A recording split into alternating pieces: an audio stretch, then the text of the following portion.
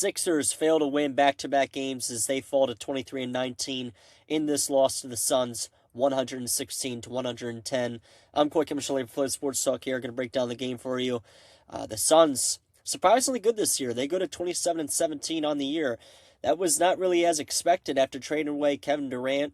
And a lot of questions were posed on how Jalen Green would fit in Phoenix. And funny enough, they haven't even had him. This was his first game back from a hamstring injury. He played like a game and a quarter before this one. They've been really good.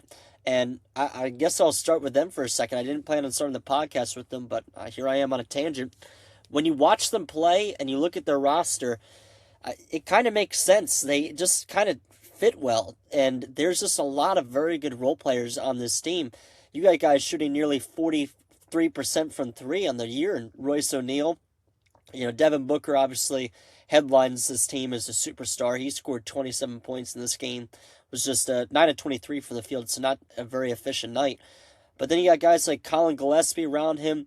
Oso Ighodaro, who, if you haven't watched him play, he had a really good night for them. 12 points off the bench, 5 of 7 from the field, 5 rebounds, 3 assists, and a block. Grayson Allen, Jordan Goodwin, they each scored 16 points, shooting pretty efficiently, and Jalen Green also came off the bench, scoring 12 points in his return. So, when you have 4 guys coming off the bench for them scoring 12-plus points, and then you have a couple of good players in that starting lineup that do some really nice things, it kind of makes sense as to why they're 27-17. But that's enough on the Suns. It just, this game kind of felt like a loss going into it because the Sixers, it's pretty remarkable how they just cannot get a winning streak going right now. Like, if you look at the schedule on the year, they had the really hot start, and then it's just been back and forth ever since that. And they really have yet to go on a really nice win streak, which is what I'm still holding out for. We still sit at 23-19. We're just not a good home basketball team. And I mentioned this last podcast. It's kind of annoying. We're 11-12 at home this year. We used to be one of the most dominant teams at home in the entire NBA, and it just has completely gone away, and I'm kind of sick of it.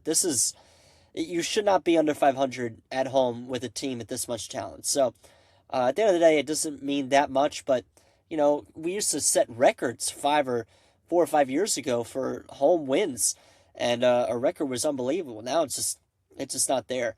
Now, granted, we were without Joel Embiid and Paul George in this game. Joel Embiid, low management, second half back-to-back. Paul George was supposed to play in this one because he didn't play last night, but it was a game-time decision that he was not ready to play with that left knee. Nothing bad, just, again, they're just managing it. But the Sixers team, it was a weird first half, back and forth first half. We went into the half down, and then the Suns just erupted in that third quarter. They started to hit the 3 ball at a great rate. They started off really slow. I think they were 0 for in the first quarter. And they finished 41% from 3, knocking down 16 of 39 shots from beyond the arc. And that's going to win you some games right there, even when you only shoot 43% on the night. So Sixers, on the other hand, they did not shoot the 3 ball that well, 32% on the night and 42% from the field in general. Another off night from Tyrese Maxey. He was not very good last night. Not good in this night either. 43 minutes of play, just 20 points. He shot 7 of 25 from the field, so a pretty bad shooting percentage night from him, but again, nothing too crazy there. VJ Edgecombe, he had a good night, 25 points, 10 of 21 from the field. Kelly Oubre as well, he knocked down some big-time threes. It's funny because whenever Kelly Oubre plays one of his former teams, you can pretty much bank on him having a good night. Like, you can bet his overs. And he scored 21 points, 6 of 15 from the field, 5 of 10 from 3. So a great night from him, plus 13 in the plus-minus category. And overall, the starting lineup out there, the plus-minus, is pretty good. It's the bench that just did not hold up their end in this game tonight. We give 6 minutes each to Trendon Watford and Jabari Walker, and they both didn't really show us much of anything in this one. Justin Edwards, who hasn't played that much, 5 points in 12 minutes. He knocked down 2 shots and a 3-pointer. But, he could have taken some more shots, maybe got a few more in minutes. But it's okay. It's good to see him knock down a few shots in the minutes that he got. Adem Bona, he got 26 minutes in the back at center spot. I liked what I saw from him. 11 points, 10 rebounds, 2 blocks in his 26 minutes. Quentin Grimes, he had 12 points in 27 minutes. But the story of this game was the bad second half from the Sixers. And like they've done for a lot of games this year, it feels like it's two game scripts. Either they play a great game all the way through and then the final 5 minutes hits and it just goes to crap, or they're kind of like iffy throughout the first three quarters. They're trailing, and then they have too much of a mountain to overcome in that fourth quarter, and they just come up short.